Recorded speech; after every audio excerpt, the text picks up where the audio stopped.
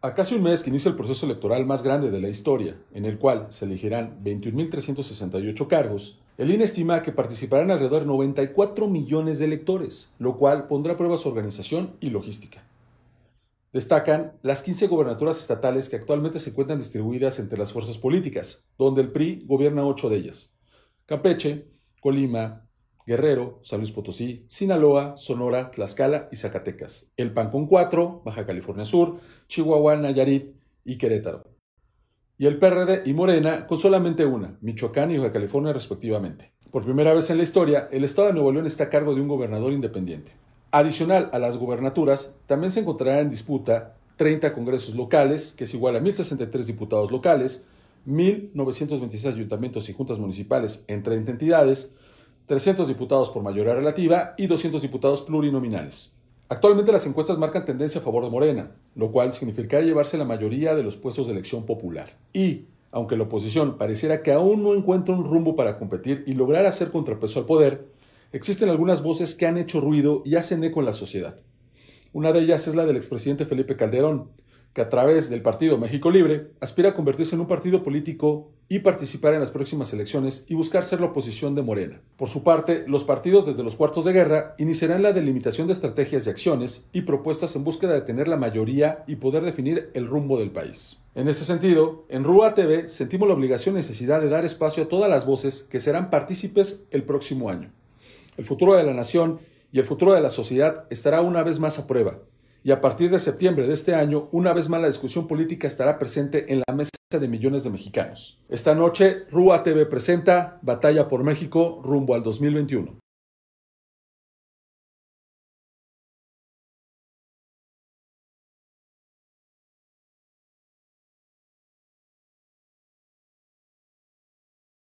Política y a su programa El Ruedo. Sean ustedes bienvenidos. Gracias por la espera. La estábamos haciendo de emoción para que se va a poner bueno en esta tarde. El debate se va a poner muy intenso porque tenemos prácticamente en esta ocasión dos proyectos de nación distintos. Tenemos el proyecto de nación que triunfó en las elecciones recientes en el 2018 y que lleva 2 años prácticamente ya de gobierno y que durante prácticamente un poco más de una década estuvo planteando un modelo de país completamente diferente a lo que se estaba viviendo en los últimos años. Y por otro lado, vamos a escuchar a otro modelo de país que de alguna de otra manera yo tuvo alguna intentona en el año 2006, encabezada por el expresidente Felipe Calderón, y que ahora su esposa y él también de alguna de otra manera están encabezando un nuevo proyecto. Y bueno, hemos visto en los medios de comunicación cómo hay esta confrontación, algunos incluso comentaristas de opinión pública señala con claridad cómo estamos viendo que el presidente López Obrador normalmente cuando hace críticas a los expresidentes, pues se dirige en particular al expresidente Felipe Calderón como si fuese una especie de némesis o de gran oposición o del gran enemigo al que se debe de confrontar. Y bueno, vamos a ver qué tal sale en esta ocasión el diálogo, porque la intención no es convertirnos en microbús o combi del Estado de México, sino realmente ser un espacio de discusión y de diálogo para todos. Y bueno, en esta ocasión nos acompaña por el todavía no partido, pero que sí es una agrupación política nacional y que aspira y que probablemente va a alcanzar el estatus de partido político para poder competir en las elecciones del próximo año. Se encuentra con nosotros representando a México Libre, Luis Ángel Matías Olvera. Bienvenido, Luis Ángel.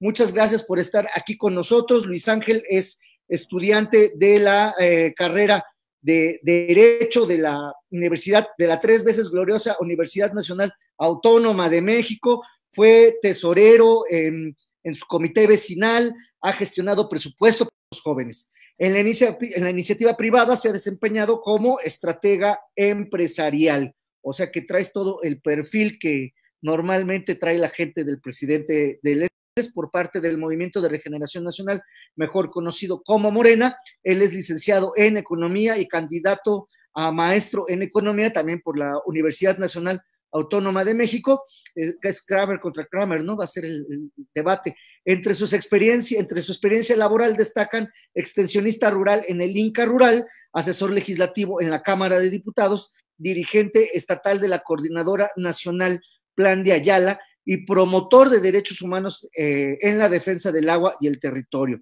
Y bueno, actualmente es asesor para el Senado de la República, en particular del grupo parlamentario de Morena. Entonces esperemos que en unos minutitos Óscar se pueda conectar y que ya haya resuelto, hay una dificultad que surgió y bueno, esperemos que esté con nosotros en algunos momentos. Pero bueno, comenzando con Luis. Luis, mira, el expresidente Calderón, después de su gobierno, después de sus 6 años, pues prácticamente la ciudadanía lo castigó dándole el voto al PRI. Y ahora que el PRI ha sido derrotado, el presidente López Obrador ha dirigido buena parte de sus ataques al expresidente Calderón. Lo ha tildado de muchas cosas, ha utilizado adjetivos peyorativos y por otro lado vimos desafortunadamente, y digo desafortunadamente por lo siguiente, vimos que su esposa, Margarita Zavala, que también es una gran política, los dos tienen una gran tradición en el Partido de Acción Nacional, Felipe Calderón fue presidente de Acción Nacional y sus padres fueron dirigentes de Acción Nacional. Y Margarita Zavala compitió para ser candidata a la presidencia de la República. Sin embargo, pues a la mitad de la batalla electoral parece que se le cansó el caballo y renunció. Por eso me parece lamentable, porque además era una representación de las mujeres o de una mujer en una pelea que normalmente pues la libraban simplemente hombres y el hecho de que ella haya renunciado estuvo mal. Pero bueno, a partir de esto ellos forman su nueva iniciativa, su nueva propuesta que es México Libre. ¿Y qué nos quiere decir? ¿Qué nos propone México Libre? ¿Por qué pensar en México Libre en estos momentos cuando las tendencias electorales marcan que en realidad la población todavía tiene un gran apego por el partido de Movimiento de Regeneración Nacional Morena? Sí, mira, en este sentido, el proyecto surge a partir de la inconformidad que tienen los ciudadanos con la actual presidencia, porque de una u otra forma, vienen atacando a sectores que son primordiales para la economía de México. En este caso es el sector empresarial, que es el que se ha visto más vulnerable con las nuevas políticas interpuestas por el Ejecutivo. Es el populismo que se ha generado en esta gobernación, vaya, ¿no? Entonces, basado en ello, el proyecto de México Libre es continuar algo que se ha trabajado bien. Digo, independientemente, me parece que todavía no entra Óscar, pero si hacemos un balance contextual de economía, la economía que pueda ser atacada por muchas cosas, el licenciado Felipe creó el Seguro Popular, un seguro que durante mucho tiempo nadie gestionó, un seguro que benefició a muchos sectores de la población. Pero ¿qué te parece el tema del crimen, de la lucha contra el crimen organizado? Es decir, no sé si recordarás que el presidente Calderón llega en un escenario donde el margen de victoria en contra de López Obrador es mínimo, o sea, es de .060 y tantos le gana. Y bueno, eso le restó mucha legitimidad y algunos dicen que utiliza la guerra contra el crimen organizado para hacerlo. ¿Tú consideras que es cierto eso? No, mira, lamentablemente vivimos en un país donde para afrontar este tema, afortunadamente el licenciado Felipe Calderón afrontó este tema de lleno, no le pidió permiso a ninguna persona para entrar en este tema. Él actuó por el beneficio de la ciudadanía. Digo, y si lo podemos ampliar, actualmente no existe guerra contra el narco. Actualmente no existe guerra, no existe una forma. Aquí dicen abrazos, no balazos. Oye, pero no ganó el marro. Y realmente vemos el índice de delincuencia donde... Óscar, permíteme un momento, Luis. Óscar, bienvenido.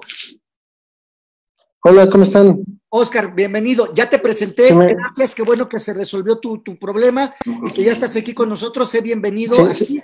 Estamos apenas comenzando, también agradecerle al público que nos esté escuchando. Creo que hay un pequeño problema vía YouTube con el sonido, pero en Facebook está corriendo normal, entonces si quieren trasladarse a Facebook se los vamos a agradecer mucho y esperemos que en YouTube se resuelva. Y Oscar, bienvenido, te contextualizo, estoy empezando, ya te presenté, ya les dije que eres egresado de la 3 veces gloriosa Universidad Nacional Autónoma de México, y que participas como claro. espacio legislativo. Claro, entonces, sé bienvenido y estoy ahorita planteando con Luis una serie de preguntas con respecto al gobierno del que fue en su momento el gobierno del presidente Calderón, y si tú me lo permites, después paso contigo. Perfecto. Perfecto. Me parece bien. Oscar, nada más que lo que sí es que no te vemos la imagen. Yo creo que si prendes, cuando tengas la oportunidad de prender tu video, te lo agradeceremos mucho. Mi video está encendido según la aplicación. Bueno, no ¿sí? Te vemos, pues, pero bueno, probablemente ahí hay que apachurrarle algún botón. Bien, discúlpame, Luis, continuamos. Pero por ejemplo, ahorita que acaban de agarrar al marro, ¿no? ¿No te parece, Luis, que sí hay un combate a la delincuencia en estos momentos? Mira, el combate es realmente terminar con todo de lleno. No puedes permitir o generar acuerdos para bajar un contexto de la realidad que es el narcotráfico. En esa situación, pues creo que fue más que visto por toda la ciudadanía los actos como la visita a su mamá del Chapo, cosa que sabemos y todos entendemos jurídicamente que son gente perteneciente al crimen organizado y que basado en ello, internacionalmente, quedamos mal porque... Bueno, pero tú eres, ahí ya te vemos, Oscar, pero todos tenemos el principio de presunción de inocencia hasta que se demuestre lo contrario, ¿no? Sí, claro. O sea, no sabemos en realidad si la mamá del Chapo anda en cosas. No, pero aterrizamos al contexto de que es una política que no se puede manejar, que en el contexto ciudadano debe de existir esa libertad para acercarse a la gente, pero con debidas precauciones. Debidas precauciones, al final de cuentas, México es un punto objetivo para la economía y en distintas situaciones de distintos países. En esta situación, Estados Unidos. Y si Estados Unidos, como principal coadyuvante de México para economía, ve que te vas a comer o a felicitar a una persona vinculada o con esa presunción de inocencia al crimen organizado, quedas mal internacionalmente. Ok. Bien, Oscar, bienvenido, qué bueno que estás aquí con nosotros. A ver, hemos visto que el presidente López Obrador, con su proyecto de nación, con esta llamada 4T o Cuarta Transformación, en los últimos meses ha hecho señalamientos, incluso en algún momento un poco burlones con respecto al expresidente Calderón. Pareciera que es su némesis. En su momento, la confrontación entre el presidente Calderón y el presidente López Obrador en el 2006, me refiero, pues llegó a un punto crítico para el país porque había una acusación fuerte de un robo electoral y bueno, ya toda la historia que conocemos, que se declaró el presidente legítimo, en fin, y ahora este partido México Libre, que encabeza oficialmente la esposa del expresidente Margarita Zavala, parece que se quiere establecer como un contrafuerte al gobierno del presidente López Obrador. Pero aquí lo que llama la atención es ¿por qué a lo mejor esta animadversión o esta señalamientos del presidente López Obrador hacia una figura política que a fin de cuentas ya no es preponderante en el espacio político como lo fue en su momento en el 2006? Tienes que desconectar tienes que conectar tu audio, querido Oscar. Tienes que conectar tu audio. Bien. Yo creo que primero hay una gran diferencia en los dos proyectos. Como tú lo dijiste, presidente el presidente de todos los mexicanos, el licenciado Andrés Manuel López Obrador, llega con una avalancha de votos, con una avalancha democrática, eso, poniendo nuestra bolsa para la gasolina, para el toque de casa por casa, para poder convencer a la gente, para poder llevarles el proyecto. Y Calderón llega en 2006 con un fraude electoral. Llega en la noche, la votación favorecía al presidente y de repente en el transcurso de las horas se va el sistema y mágicamente el presidente actual que llega con más de 30 millones de votos y no solamente, y ahí es un tema importante porque no solamente es el proyecto del presidente, sino es el proyecto de la Cuarta Transformación. Se ganaron en la mayor parte de los congresos locales, la mayoría en la Cámara de Diputados y una mayoría importante con la coalición de Juntos Haremos Historia en la Cámara de Senadores. Entonces, el proyecto de la Cuarta Transformación inicia y se instala desde que empieza la nueva legislatura, ¿no?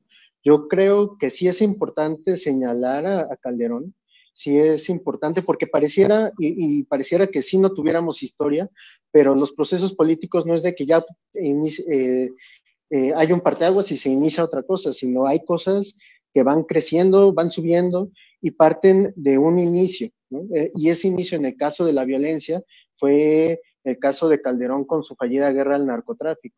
O sea, el país sí tenía una tasa de homicidios considerables, pero uno si ve la gráfica se dispara en ese periodo y va creciendo conforme van pasando los años, porque también los cárteles se van fortaleciendo por operaciones fallidas como Rápido y Furioso que dejaron pasar miles, cientos de miles de armas a territorio mexicano y lastimosamente esas armas han cobrado la vida de miles de mexicanos y en otros países del mundo. Dicen que han encontrado armas en Colombia, en Estados Unidos. Pero ¿tú crees que vale la pena que el presidente López Obrador, con la serie de problemas que tiene, porque hay una serie de problemas que son innegables, pues que es propio de cualquier país que está en desarrollo, o sea, no, con eso no quiero plantear que todo lo haya generado él o que sea una circunstancia él, o sea, hay una serie de problemas normales que todo el país ocurre. ¿No consideras que con esta serie de problemas a las que está enfrentando, además nadie pensaba en una pandemia como la que se está viviendo ahora, en fin, o sea, hay una serie de circunstancias, ¿valdrá la pena que el presidente López Obrador esté utilizando sus famosas mañaneras, esté utilizando este discurso para atacar al presidente Calderón, que los correligionarios de algunos, no todos, de Morena o del presidente en particular, estoy pensando por ejemplo en Federico Arriola, que en su momento fue quien hizo, que él mismo se adjudica, cabe aclarar, él mismo se adjudica que él fue el que hizo la leyenda negra del expresidente Calderón con respecto a ciertos hábitos privados. En fin, ¿valdrá la pena habiendo tantos problemas? Yo le comentaba a Luis hace un momento, o sea, por ejemplo, el agarrar al marro, el capturar a este delincuente, pues parece que es relevante. El combatir la pandemia, que ahorita hay una fuerte crítica ya hacia el sistema de salud porque no se ha podido resolver, ¿valdrá la pena? ¿No será que acaso el presidente López Obrador está utilizando a Calderón como... Importante, el presidente muchas veces da clases de historia en su mañanera y lo que está tratando de hacer es informar lo que se ocurrió, porque hay que tomar en cuenta los contextos diferenciados. El presidente ha mencionado que benditas redes sociales, precisamente, gracias a las redes sociales, espacios como estos, espacios de interlocución, de intercambio de información, hay cosas que se saben. Hay que tomar en cuenta que en los gobiernos anteriores, yo fui parte del movimiento 132, se buscaba precisamente la democratización de medios, porque los medios, negociabas con los medios y los medios te ayudaban políticamente, y fue lo que hicieron con Fox, lo que hicieron con Calderón, lo que hicieron con Peña Nieto. Presidentes construidos desde la imagen, sin un trabajo con la gente, sin un trabajo social. Y creo que por eso es importante que se informe, así como se informó del Fobaproa en su momento, como se informaron de ciertas acciones, es importante. El caso de Calderón creo que ha tomado gran relevancia. También también por el caso de de la aprehensión de General Luna en Estados Unidos, de Medina Mora, que renunció porque tenía una investigación, y estos dos personajes eran personajes muy cercanos al presidente Calderón, personajes muy cercanos a esa estructura de impunidad que existía. Yo creo que sí es importante que se señale lo que ocurría, porque lo que ocurre actualmente se señala, y también tenemos a las redes que si los medios, por así decirlo, convencionales estuvieran cargados hacia uno u otro lado, las redes sociales creo que han ayudado mucho a esta democratización, y yo creo que es importante lo que menciona en cada una de las mañaneras. No es únicamente exclusivamente a él, pero yo creo que más bien tienen la piel muy delgada los correligionarios de Calderón, y cualquier mención ¿no? estallan, claro.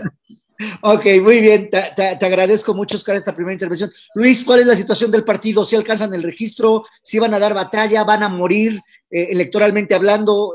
¿Alcanzar el umbral que exige la ley electoral es muy alto? La verdad es que es muy alto, y la verdad es que yo no veo, por ejemplo, Morena es un partido que también surge de la extensión territorial, o sea, es decir, abarca todo el país, y eso le permite construir y mantenerse un partido, que es el partido número 1 a nivel nacional, pero ¿podrá hacer algo semejante en México Libre? ¿Cuál es la perspectiva? Más que poder hacer algo semejante, va a ser algo mejor. Mencionas en cuanto al registro, confiamos fielmente en que el INE va a hacer lo mejor para la ciudadanía. ¿Qué es lo mejor para la ciudadanía? Permitir que nuevas propuestas vengan hacia los ciudadanos. ¿Por qué México Libre viene con una realidad que el gobierno federal no ha podido aterrizar? Se han habido millones de pérdidas de empleos. Se ha hablado bastante de situaciones que a México le preocupan más que la venta de un avión.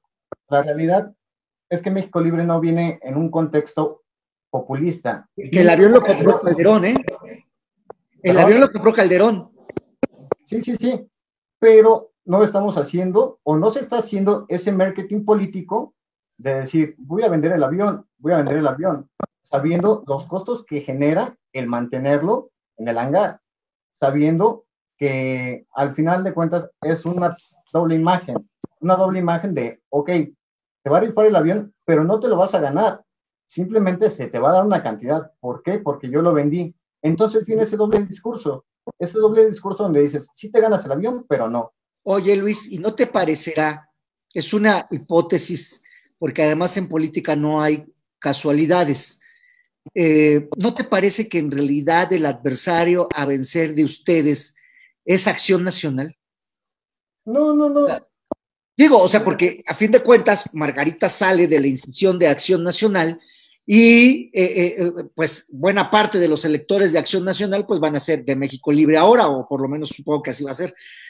¿No será más bien el gran enemigo el gran adversario, no enemigo, el gran adversario político de ustedes será Acción Nacional, y quizás con eso desdibujar a toda la oposición, y darle ahora sí manga ancha a Morena? Mira, la realidad, el gran adversario no es Morena. El gran adversario son los ciudadanos inconformes. Esos ciudadanos a los que se han llegado para manejar la inconformidad que han tenido con el actual gobierno. De nada te sirve a ti como ciudadano percibir una despensa si no tienes la capacidad de empleo para tu autogenerar. La realidad no es ir en contra de un partido, ir en contra de la realidad que está viviendo cada ciudadano mexicano. Aquí no hay vamos contra Morena, vamos contra PAN. Aquí es vamos contra la mala administración del gobierno federal. Bien. Oscar, ¿cuál es el proyecto de acción que sustantivamente hace la diferencia con los gobiernos anteriores? ¿Cuál es el ideal que el presidente López Obrador pretende establecer de todo este gran despliegue de políticas sociales? Yo creo que para empezar proyecto cuarta transformación es precisamente transformar a México, regenerarlo, transformar la vida pública, la vida de cómo se hacían las cosas. Se vino a romper una serie de paradigmas existentes, tanto en la forma de cómo se aplicaban los programas, cómo se dirigían los programas y cómo se utilizaba la administración pública para hacer un botín. O sea, la cuarta transformación viene a romper con todos esos paradigmas.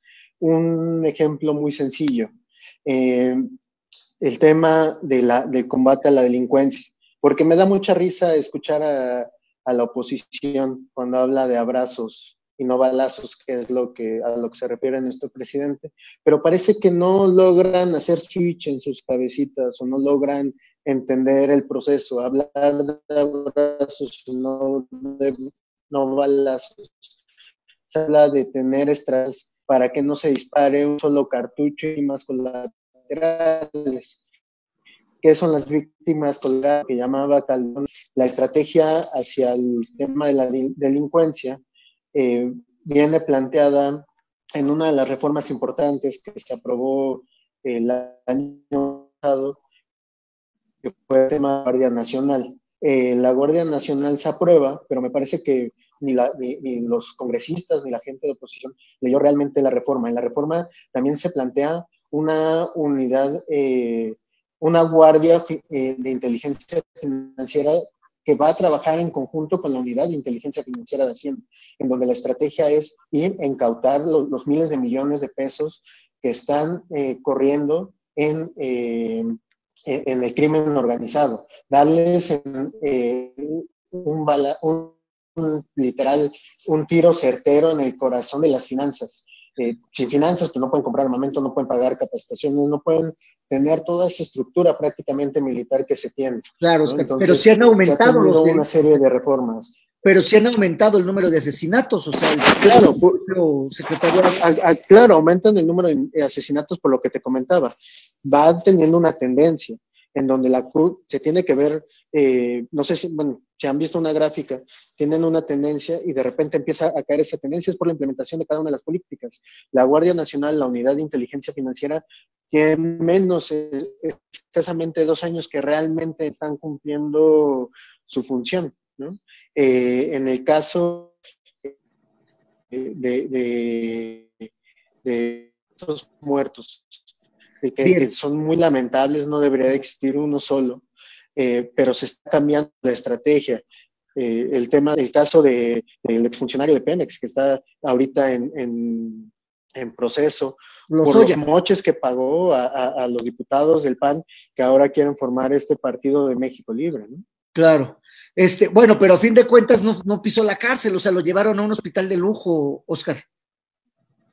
O sea, yo creo que todos estamos de acuerdo que debe de ir a la prisión, pero, o sea, si alguien es culpable, debe de pagar la culpa, pero pues en el caso de Lozoya, claro. ¿no? Oye, claro, pero también hay que entender que viene con ciertas condiciones que traía gruras, ¿no? de sanidad y todo este tema. Hay que entender también el tema de la pandemia, que creo que era importante que se pusiera también en cuarentena. Viene de un país donde venía un alto contagio, pero creo que mira, al final la historia va a dar la razón y los culpables van a estar cayendo y van a estar pagando. Y creo que es importante que se siga este proceso. El proceso ya está iniciado, un proceso que no se había visto en gobiernos anteriores. Ya está otra persona que es Rosario Robles, la gran mente ahí de la estafa maestra a través de Cedesol, y ya está en prisión preventiva, ¿no? Entonces, los procesos se van avanzando, la justicia va a llegar. También hay que tomar en cuenta que se tiene el Congreso de la Unión y el gobierno federal. Todavía hay mucho que hacer en el tema del sistema de justicia en este país, muchas cosas que se tienen que cambiar, que se tienen controles que se tienen que poner para impedir la corrupción. No puede ser posible que hayan detenido a los operadores del Marro hace unas semanas y un juez local de gobierno de Aguascalientes, me parece, fue el que les dio la libertad, ¿no? Entonces, los procesos se están echando a andar. Oye, disculpa que te interrumpa, Oscar, aquí te voy a hacer una pregunta que te hace el público. Dice Miguel Bernal, aquí en el chat de YouTube, que espero que ya se haya resuelto el tema de YouTube, de la que no se escuchaba. Dice, ¿qué opina el participante de Morena sobre las recientes declaraciones del secretario de Semarnat respecto de que la 4T en realidad no existe? Te pregunta Miguel Bernal. Mira, yo creo que son opiniones individuales que pueden ser válidas. Entiendo su resistencia del secretario de Semarnat, porque es un perfil bastante congruente con el tema del medio ambiente. Y por otro lado, pudiera verse un secretario que está a favor de los transgénicos. Pero mira, el Congreso precisamente emitió hace poco una ley de protección al maíz nativo, ¿no? O sea, ningún transgénico se está permitiendo en el país. O sea, a lo mejor el secretario de Agricultura pudiera tener la visión de caminar por ese lado, pero el proyecto está por el otro y se sigue trabajando. El secretario Villalobos conoce al sector, conoce a los productores. A lo mejor hay cuestiones que no empatan de visión, pero me parece que se sigue trabajando en esta línea. Por ejemplo, el tema de Constellation Brands, que igual causó, México sigue siendo un país atractivo. Van a decir, las inversiones están cayendo. En todas partes del mundo se están cayendo precisamente por el tema de la pandemia. Claro. Tenemos, por un lado, la contracción de la demanda y también de la oferta. No hay producción, no hay demanda. Es una crisis que no se había vivido en la historia del mundo moderno. Ok, no, muchas gracias. Ahorita te voy a hacer unas, yo sé que eres economista, Oscar, de la UNAM, así que no nos puedes fallar. Ahorita te voy a hacer unas preguntitas con respecto a la economía nacional y de algunos dichos que ha el presidente planteado con respecto a la economía. Obvio, él no es economista, él es de la Facultad de Ciencias Políticas y Sociales, que es otro perfil de economía, pero ahorita te voy a hacer unas preguntitas. O te voy a dejar que respires un momentito. Perfectísimo. Luis, a ver, Luis. Dime. Tres ideas concretas de propuesta política, de políticas públicas que México Libre, perdón, que México Libre va a plantear a la ciudadanía, al electorado. O sea, deme tres ideas. Te estoy diciendo tres, pero puedes decir muchas más. Identificado como un partido de clase, es decir, que defiende o que defendía a cierto sector social, especialmente clases medias altas, etcétera. Lo cual obviamente le quita una gran capacidad de maniobra. Cosa que no es cierta, porque si no, no hubieran ganado 2 veces la presidencia de la República. Sin embargo, hay ese tipo de señalamientos. Pero, ¿qué pasa con ustedes? O sea, ¿cuál es el espectro ideológico en el que se mueven? ¿Y cuáles serían esas tres propuestas que pudiesen ser atractivas a la ciudadanía? Que ese ciudadano que no está, que está indeciso, que está desilusionado por Acción Nacional, que está desilusionado por el PRI porque han demostrado poca eficacia al ser partidos de oposición. Es decir, ¿cuál sería la lógica? ¿Cuáles serían esas propuestas? La lógica es tener una economía autogenerada. De nada te sirve a ti, ciudadano mexicano, que recibas despensa cada 8 días, si no puedes tener esa libertad económica y financiera. Lo que se propone México Libre es permitir la autogeneración de empleos. El darle impulso a México Libre es generar más empleos, porque si generas más empleos, generas más atractivo hacia el extranjero. Basado en ello, esa es la primera propuesta en la que le está apostando totalmente México Libre para que los ciudadanos tengan la idea de una realidad y no vivir a expensas de esas pequeñas expensas que te puede regalar el gobierno. Que tú tengas esa capacidad económica y sustentable de comprar lo que tú quieres. Esa es parte de la primera propuesta. La segunda propuesta es a regresar a los años 20, 30, al carbón, al petróleo, cuando México fue partícipe de un tratado donde a 2028 se iban a bajar las emisiones un porcentaje bastante amplio. Entonces, México Libre le está apostando a esto. ¿Por qué? Porque al final estamos en una situación donde la contaminación a nivel local y a nivel mundial nos está afectando, cambio climático. Y a nivel social, para combatir la pobreza extrema, o sea, porque a fin de cuentas tenemos a la mitad de la población en pobreza y a la mitad de esa mitad la tenemos en extrema pobreza, que a fin de cuentas en ese tenor tenemos que darle la razón en algunos argumentos al presidente López Obrador, pues ha sido producto de la poca eficacia gubernamental para la distribución de la riqueza, y creo que ese es un tema relevante. ¿Qué proponen ustedes? La propuesta de México Libre es aperturar esa idea a estas pequeñas empresas hablando en tema local. a esta pequeña tienda que tenga injerencia el gobierno para poder inyectar ese capital y sea autogenerado. Al final ya no vas a necesitar que el gobierno te regale. Tú solito vas a generar esa capacidad económica para seguir creciendo. Sí, estás hablando en la situación de gente en pobreza extrema. La realidad es que aún sigue habiendo pobreza y ha incrementado más. ¿Por qué? Por unas malas políticas aplicadas. Aquí dices, pero igual de arriba y el de abajo se queda igual. No ha habido ese cambio. La realidad es que no ha habido ese cambio de que cierto sector de Chihuahua no ha recibido ayuda. Y llevan 2 años en que el presidente se paró ahí y no ha habido ni un solo cambio. Existen los promotores de votos que iban por tal candidato, pero hasta la seguridad pública que puedan utilizar esa patrulla. La patrulla se queda parada. Es utilizarlo en la realidad, en lo que le va a dar eficiencia a tu colonia, hablando en un contexto mínimo, ¿no? Ok, bueno. Vamos a ver, porque ahora ya ahorita eres ciudadano, pero ya ahora que estés en el partido, que ya se conforme, pues van a ser políticos, ¿no? Supongo yo, ya dejan de ser ciudadanos para convertirse en políticos. Pero bueno, vamos. No, adelante, dime. Pero mira, no es una política populista, es una política humanista. Me gustaría tocar este punto porque creo que es una direccional muy importante. En el tema del avión presidencial, no sé si recuerdas que el presidente manifestó en su mañanera que dijo, hoy no voy a hablar de nada más que del avión. Cuando teníamos un contexto en el norte del país, el principal objeto de un actor político es preocuparte por tus ciudadanos, preocuparte por el porvenir. El plan de acción DN3 hasta la fecha me parece que no se ha aplicado. No se ha aplicado ¿por qué? Porque al final los estados del norte son parte de esa oposición que no están de acuerdo con lo que está generando el gobierno federal. Entonces, si tú no me ayudas, yo no te ayudo. Y ahí pierdes el sentido humanista y te vas a un sentido populista. Estoy con el que me dice que sí. Claro, que además es un fenómeno, el populismo es un fenómeno que ha sucedido en América Latina.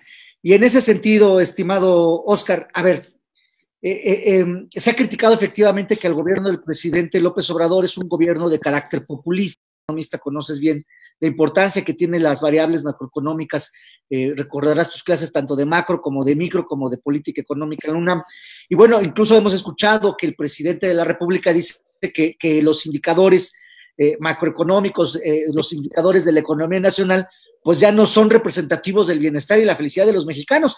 Yo creo que más de 3 economistas como que se le fueron la boca de lado. No sé qué te habían dicho, ya estás en la maestría, no sé qué te habían dicho tus profesores de posgrado ante este dicho del presidente López Obrador, que a todas luces es provocador, o sea, porque es provocador porque además hay algo de razón, o sea, durante muchos años escuchamos a la tecnocracia hablando de que las variables macroeconómicas estaban muy bien y pues todos estábamos muy fregados, pero también decir que ya no se van a utilizar los indicadores, que ya no importa el crecimiento económico, sino que la gente se sienta feliz. Bueno, cualquier economista, tanto de teoría marxista, es decir, economía política, como de teoría clásica, escuela que sea Chicago, Cambridge, etcétera, pues y más si eres tú de la UNAM. A ver, dime, no quiero comprometer a la UNAM, te quiero comprometer a ti. Pero yo creo que más los medios, pero no solamente es una opinión del presidente, el premio Nobel de Economía Stiglitz, por ejemplo, menciona que medir el PIB ya no es eficiente. ¿Qué es lo que mide el PIB? La producción en una región, se acabó. O sea, hay que ir el mundo académico que vean la desigualdad del desarrollo humano, una serie de medidas que están fuera del PIB, ¿no? Podemos hablando, sí, México está creciendo, pero a lo mejor están creciendo porque Slim está produciendo un montón, pero en la realidad los mexicanos cada vez vemos una brecha de desigualdad mayor. Entonces yo creo que se deberían sí, es un momento a nivel mundial con esta crisis, que no es una crisis solamente de salud, sino bien una crisis. El compañero hablaba que las MIPYMES no importan. Yo creo que las MIPYMES son el corazón y el motor de la economía mexicana. Tan es así que los apoyos que se dieron en esta crisis, a diferencia de la influenza cuando gobernaba Calderón, que se endeudó para prestarle a los grandes capitales, el gobierno planteó créditos de 25,000 pesos. Entiendo que no es suficiente, pero son créditos que no van a tener una tasa de interés importante, créditos que al final ayudan a resolver un corto, mediano plazo algunas cosillas de los negocios, pero es más importante aún, se quisiera apoyar a un montón de empresas, pero se vuelve inviable porque estamos sujetos a recursos presupuestales y también eso es por el tema del programa, pero por ejemplo el Infonavit sacó una serie de programas tanto para la gente empleada como empleadores para permitirles que sus pagos de Infonavit se retrasaran durante el proceso de la pandemia. Políticas públicas existen y se están implementando, pero me parece, y a mí me da mucha risa, que la oposición que no tiene legitimidad, que no tiene fuerza, que no tiene empuje, se centra en lo del avión, porque políticas se están haciendo. Le digo a mi compañero Luis, que entiendo que es que no, que en Chihuahua, pues es en Chihuahua pues hay un problema importante porque pues hay gobernador y no le exigen a los gobernadores. ¿De dónde es el gobernador? Del PAN. Y el plan DN3 ya se echó a andar. Nada más que vuelvo a lo mismo. Con el canto de las sirenas del avión, la oposición, y dejan y pierden realmente las acciones que se están llevando. Esta legislatura que se echó a andar en septiembre del año pasado, la legislatura de la Cuarta Transformación, tiene paridad de género, es la primera con paridad de género, y también es la primera que tiene ese nivel de trabajo de reformas, de iniciativas constitucionales que se hicieron, porque, mira, es otra cosa importante, se aprobó el tema de que los derechos, de que muchos programas sociales sean parte de los derechos fundamentales de los mexicanos. ¿Y quién votó en contra? Acción Nacional. Y ahora Acción Nacional quiere plantear el ingreso básico universal. Entonces, o somos o no somos. Un día son feministas, pero al otro día, cuando sale el tema del aborto, se declaran en contra del aborto y a favor de la familia. Un día se dicen que están a favor de los derechos sociales, pero al otro día dicen que los programas son populistas. Entonces, no hay congruencia con sus planteamientos, ni del PAN, ni de México Claro. Libre, ni del PRI. México Libre, imagínate, México Libre no tiene ni siquiera sentido realmente para impulsar a los ciudadanos, o van a querer fuero para protegerse, pero lo bueno es que el fuero probablemente se elimine en todos sus niveles. Claro, pero regresando al tema, vamos a platicar de eso porque es lo que le va a preguntar a Luis en unos momentos y vamos a ver a Margarita Zavala de candidata, que yo creo que sí, y pues queremos saber la primicia de qué. Pero ¿no te parece, Oscar, que por ejemplo esta política social lo voy a decir en esos términos, de distribuir recursos monetarios sin estar condicionados, es decir, normalmente casi todos los organismos internacionales, específicamente BID, Banco Mundial, están a favor de que haya transferencia de distribución de la riqueza hacia los más necesitados, es decir, hacia los pobres, pero normalmente son transferencias monetarias condicionadas. En este caso vemos que la política social del presidente es una política precisamente que va en contra de eso, es una política social de transferencias no condicionadas, es decir, no se le, tú lo sabes bien porque eres economista, no se le pide nada a cambio, digámoslo en términos de eso, a la población más que el hecho de recibir dinero. Entonces, ¿no te parece que eso puede generar en el mediano plazo, ni siquiera en el largo plazo, un desbalance en la fórmula de contabilidad nacional, específicamente el gasto público, pues va a tener tarde que temprano entrar en un proceso de déficit y de deuda, pero que además afecta las variables como inversión, ahorro, consumo, etcétera, ¿no? Y por otro lado, que este tipo de transferencias no condicionadas, en realidad lo que están generando, pues es clientela política. ¿Tú qué opinas? Mira, yo qué veo. El tema de ayudar a los de abajo ayuda a todo mundo.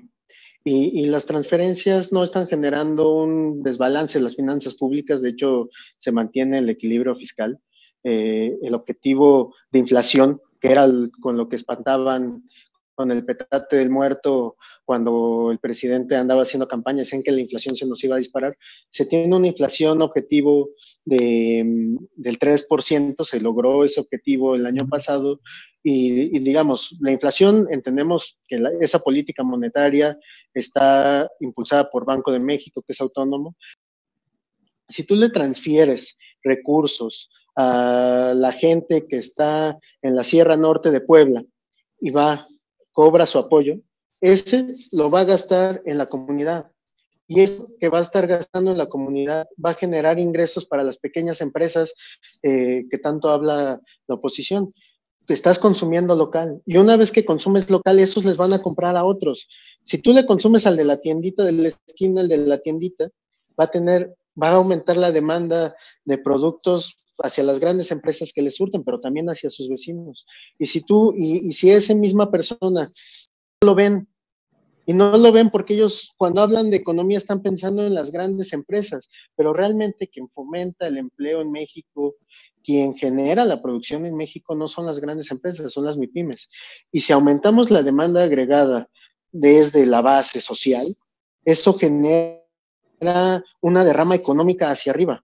Yo creo que los programas van en buen sentido. En la evaluación de políticas públicas uno tiene que esperar por lo menos un año para ver qué es lo que está pasando. Y el presidente, el programa no está funcionando y hay cosas medio raras, le recortaron el presupuesto a 1,000 millones de pesos. Entonces la política sí se está ajustando conforme a los tiempos. Lo que muchas veces la oposición no entiende es que aquí no se vino a hacer negocio. Aquí se vino a cambiar la vida pública del país, y muchas veces dicen, es que anda la gente en los municipios ahí con los servidores de la nación, y se espantan, dicen, es que están politizando. Sí, se espantan porque los gobernantes nunca bajaban a los municipios ni a las comunidades. Estaban muy, muy a gusto en sus oficinas aquí en Reforma, esperando a que la gente les fuera a pedir o que sus amigos les dieran el presupuesto.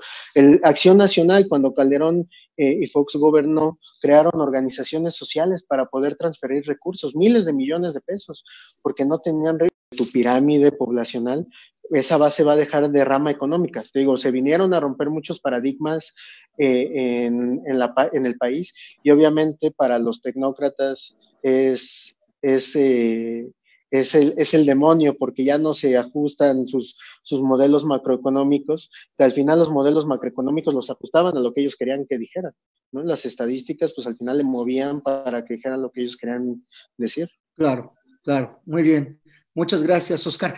Es importante este planteamiento que tú estás haciendo, porque eso nos lleva a otro tema, que es el tema de la corrupción.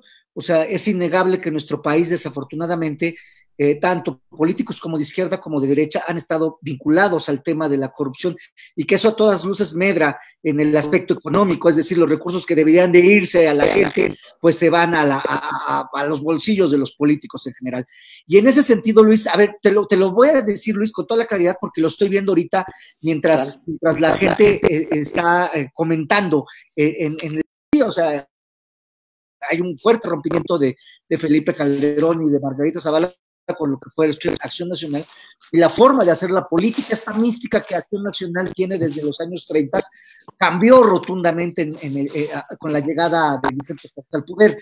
¿Qué los hace diferentes a ustedes? ¿Y cuál es su propuesta para combatir la corrupción? Para que no se vuelva a ver este tipo de cosas que están lamentablemente ocurriendo en nuestro país. Mira, la diferencia es la correcta aplicación de un idealismo. Exacto, dices, existe esta separación entre PAN, Margarita y el licenciado Felipe Calderón. ¿Por qué surge? Porque el idealismo que tú tienes para una mejora de un país a veces no se adapta a la situación. Aquí no es ese clero, que yo lo veo así como un clero político de Morena, que dice, no me importa que tú hayas sido priista, no me importa que tú hayas sido panista, vienes, le aparece una herencia de miles de millones, donde todo el contexto en el que él aparece es herencia de su mamá, que a su vez era familiar de tal persona. La realidad es que vienen personas corruptas a Morena, viene René Bejarano, viene el licenciado Marcelo Ebrard, donde tanto tiempo estuvo escondido en otro país, y casualmente viene y es la persona más inocente. Lo mismo que pasa en el tema de Lozoya. Era ese discurso político donde decías, voy a perseguir a tal persona y lo voy a encarcelar, y de repente viene y te dice, ¿qué crees? Es testigo. Entonces ya no lo podemos juzgar como tal porque es un testigo. Realmente y jurídicamente la persona que comete algún delito debe de ser juzgada como tal. no venir a ese compromiso de decir, bueno, está bien, si tú me das esto, yo te dejo libre y te dejo guiarte sobre la bondad que yo creo que tú tienes, porque esa es la política que se genera en Morena. En Morena se genera el, tú vas a venir aquí y vas a ser un santo. Tú vienes aquí y no pasa nada. Está hablando el compañero Oscar de que el licenciado Felipe, hablamos de corrupción. La corrupción viene desde que el ahora secretario Espriu fue el mismo que llevó esa situación del segundo piso a una guarda de información durante 80 años. Una persona que profesa con un ejemplo de bondad y de no ser corrupto, no esconde lo que hizo para que lo vean en 80 años. No sé cuál sea la perspectiva del... Oye, Luis, te estás haciendo una pregunta en Facebook. Me dice Adrián Lucas, a lo mejor lo conoces, dice, pregunta para Luis Macías, antes de apoyar a México Libre, ¿apoyaba alguna otra asociación política? No, ninguna, tal cual. Okay. Mi índole era ciudadana, mi índole era generar el apoyo a quien yo podía. Creo que desde el principio dijiste, soy estudiante, pero el ser estudiante no quiere decir que tú no puedas apoyar en cuestión de asesorías, en cuestión social, el que tú puedas escuchar a la gente y sus necesidades y puedas ver por un cambio, eso es hacer una política sana, no hacer una política grillera. Ok. A ver, Oscar, esto está interesante. A ver, ya para que vayamos cerrando este debate, a ver, personajes cuestionables de Morena. ¿Por qué? ¿Por qué suponiendo que todo lo que dice el presidente es cierto, haciendo un acto de fe política, ¿por qué personajes como Manuel Bartlett, como René Bejarano? Tú trabajas en el espacio legislativo, incluso como la propia diputada Dolores Padierna, que tardó en pasarse a Morena, ya fue de las últimas que se pasó del PRD a Morena, y Jiménez Espriu, que resultó que su esposa estaba involucrada ahí en una empresa.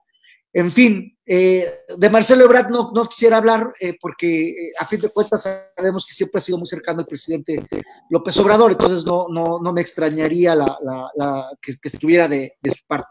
Por ejemplo, Germán Martínez, que era de Acción Nacional. En fin, ¿por qué este tipo de personajes en Morena? ¿Por qué si hay un gran discurso en la corrupción, contra la corrupción, a este tipo de personajes políticamente cuestionados? Pero yo creo que los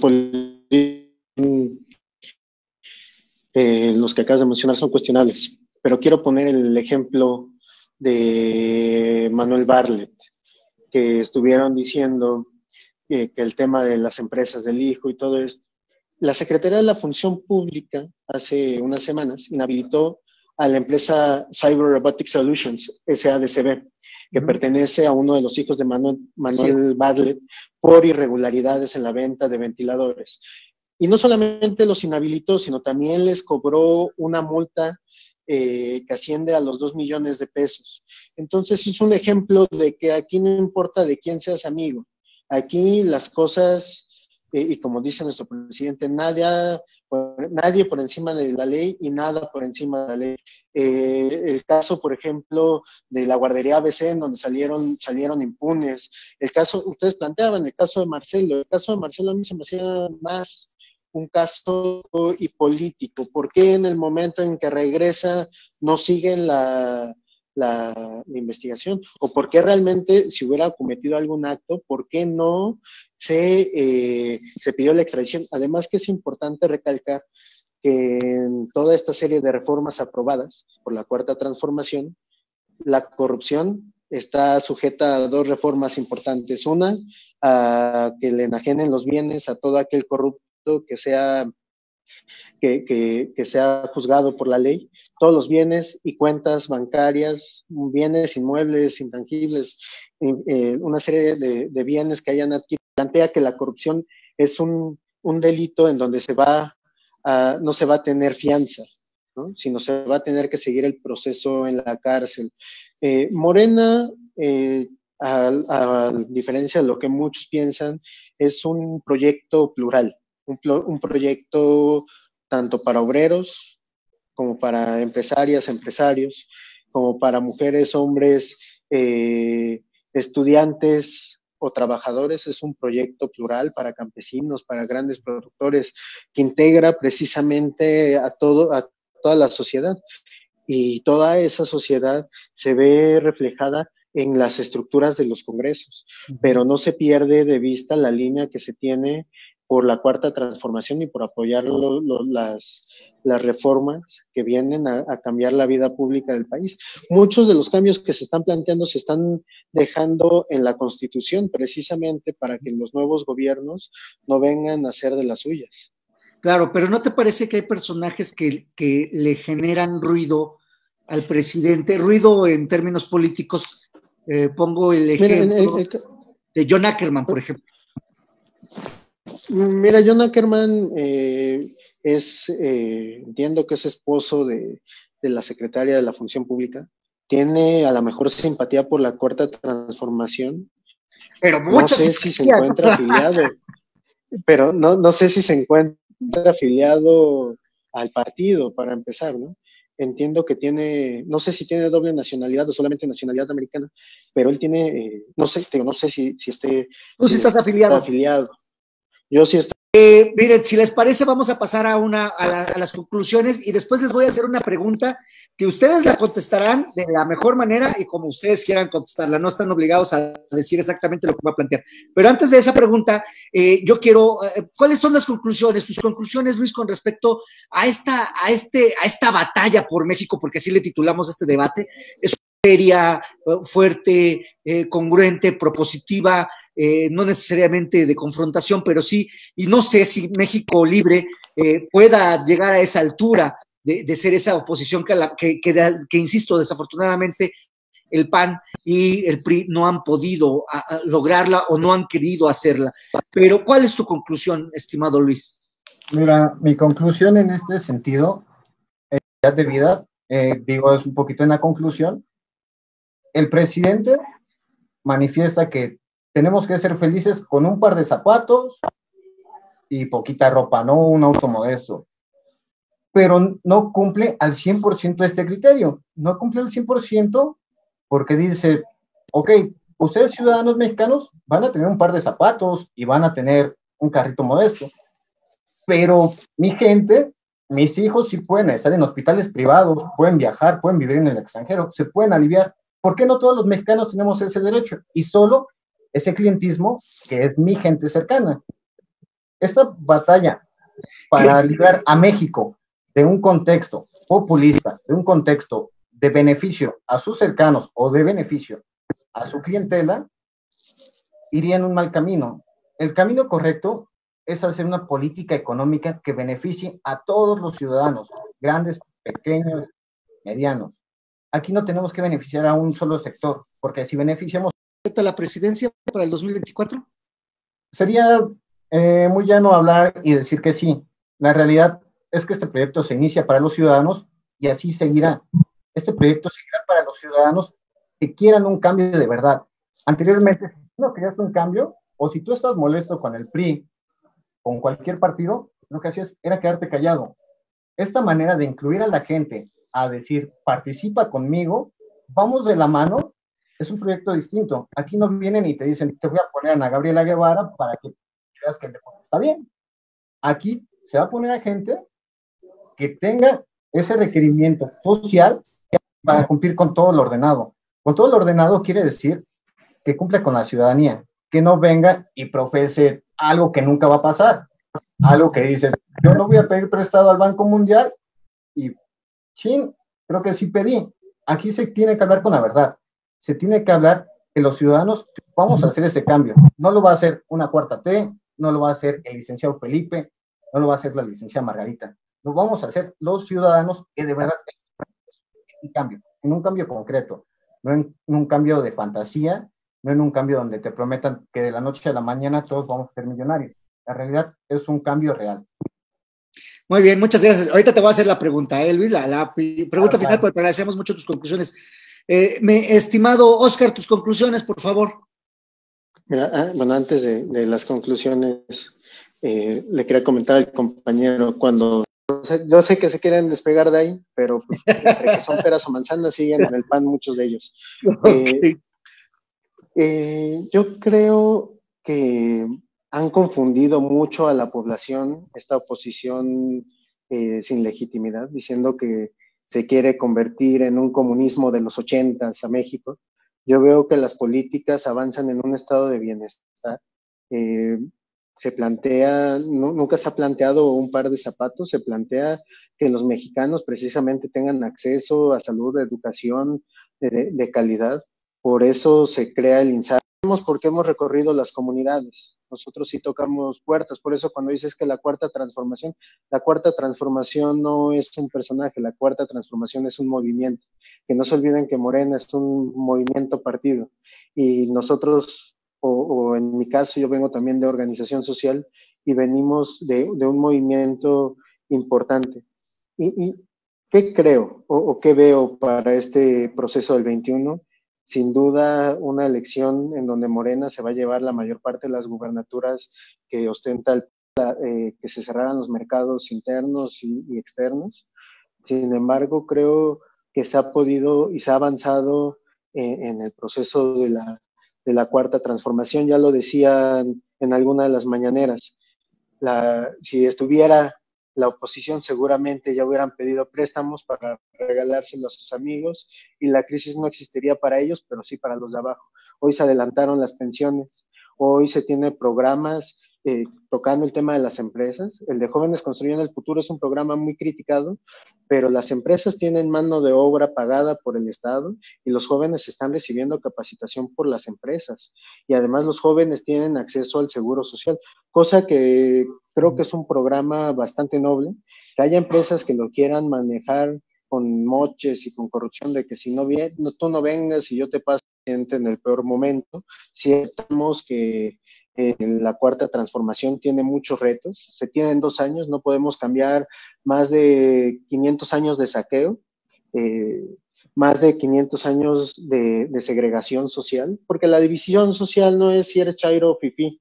La verdadera división social es la desigualdad que existe en este país. Tienes Slim, el más rico del mundo, y tienes comunidades tan pobres que pueden ser comparadas con países africanos. Entonces, nosotros creemos que el proyecto va avanzando, el proyecto se va a instaurar. No va a haber reelección para que estén tranquilos, pero sí va a continuar el proyecto en el 21 y seguramente en el 24. Ok. Marcelo Ebrard Sheinbaum. Yo creo que es cuestión de la población, que la militancia decida quién encabeza la siguiente presidencial. Y también creo que es importante mencionar que tanto Claudia como Marcelo están haciendo gobierno.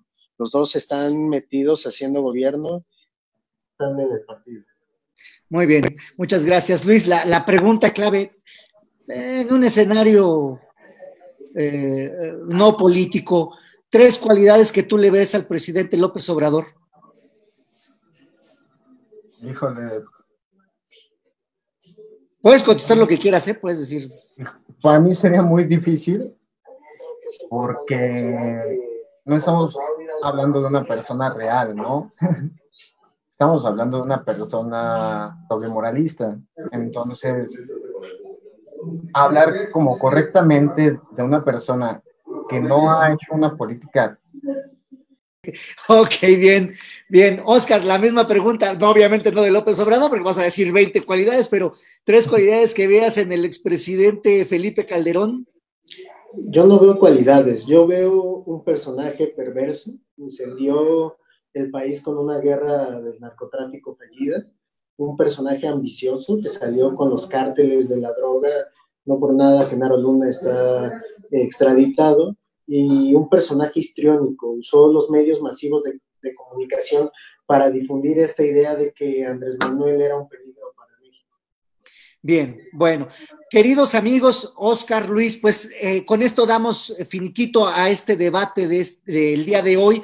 Les queremos, primero, antes que nada, ofrecer una disculpa por los problemas que hubo de audio, específicamente en YouTube, pero ustedes saben que siempre dicen las leyes de Murphy que cuando uno piensa que algo puede salir mal, pues efectivamente llega a salir mal, y ha sido el día de hoy, pero yo creo que estuvo bien porque eso causó todavía mayor expectación. Déjenme decirles que, Luis, Oscar, que el debate que ustedes han emprendido aquí en vivo y a todo color, pues eso incentivó a que se dieran con peor que Combi de Texcoco en el chat de YouTube y en el Facebook, o sea, le dieron un buen entre también, y eso en buena manera, lo digo en el sentido político, es sano. El debate, el disenso, la discusión, el estar en desacuerdo es parte de la democracia, y eso significa que nuestra democracia todavía está saludable, es viva, y es correcto que los mexicanos fijemos postura a favor, en contra, y estemos afiliados a los partidos. Es importante que también critiquemos a los políticos, a los que están debatiendo, y bueno, ustedes como próximos funcionarios y representantes populares, espero crítica en YouTube, en Facebook, en Instagram, en Twitter, en todo, y también por favor sigan a mí, para que vean, pasó por famoso, para que me vean en la tele. Entonces, sean ustedes bienvenidos, muchas gracias, pasen todos muy buena noche, un gran abrazo. Hasta gracias siempre. Por la invitación. Muchas gracias, un abrazo. Gracias a ustedes. A casi un mes que inicia el proceso electoral más grande de la historia, en el cual se elegirán 21.368 cargos, el INE estima que participarán alrededor de 94 millones de electores, lo cual pondrá a prueba su organización y logística. Destacan las 15 gobernaturas estatales que actualmente se encuentran distribuidas entre las fuerzas políticas, donde el PRI gobierna 8 de ellas: Campeche, Colima, Guerrero, San Luis Potosí, Sinaloa, Sonora, Tlaxcala y Zacatecas. El PAN con 4, Baja California Sur, Chihuahua, Nayarit y Querétaro. Y el PRD y Morena con solamente una, Michoacán y Baja California respectivamente. Por primera vez en la historia, el estado de Nuevo León está a cargo de un gobernador independiente. Adicional a las gobernaturas, también se encontrarán en disputa 30 congresos locales, que es igual a 1.063 diputados locales, 1.926 ayuntamientos y juntas municipales en 30 entidades, 300 diputados por mayoría relativa y 200 diputados plurinominales. Actualmente las encuestas marcan tendencia a favor de Morena, lo cual significará llevarse la mayoría de los puestos de elección popular. Y, aunque la oposición pareciera que aún no encuentra un rumbo para competir y lograr hacer contrapeso al poder, existen algunas voces que han hecho ruido y hacen eco en la sociedad. Una de ellas es la del expresidente Felipe Calderón, que a través del partido México Libre aspira a convertirse en un partido político y participar en las próximas elecciones y buscar ser la oposición de Morena. Por su parte, los partidos desde los cuartos de guerra iniciarán la delimitación de estrategias y acciones y propuestas en búsqueda de tener la mayoría y poder definir el rumbo del país. En ese sentido, en RUA TV sentimos la obligación y necesidad de dar espacio a todas las voces que serán partícipes el próximo año. El futuro de la nación y el futuro de la sociedad estará una vez más a prueba. Y a partir de septiembre de este año, una vez más la discusión política estará presente en la mesa de millones de mexicanos. Esta noche, RUA TV presenta Batalla por México.